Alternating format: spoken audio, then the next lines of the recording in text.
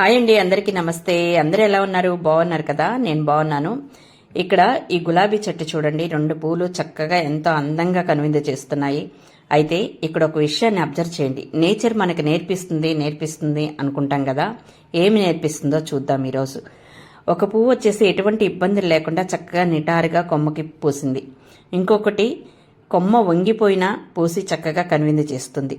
అంటే ఈ పువ్వు యొక్క గొప్పతనం కాదండి, ఆ చెట్టు యొక్క గొప్పతనం.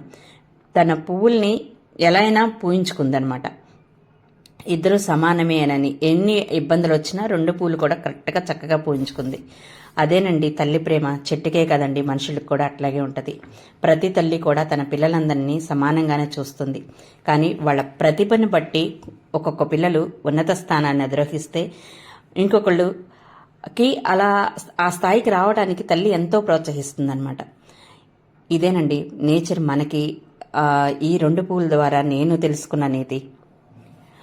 ఈ విషయం కనుక మీకు నచ్చినట్లయితే లైక్ చేయండి, షేర్ చేయండి, సబ్స్క్రైబ్ చేయండి. మరొక మంచి విషయం ద్వారా మరొకసారి కలుద్దాం. అంతవరకు సెలవు. నమస్కారం. మీ వరం.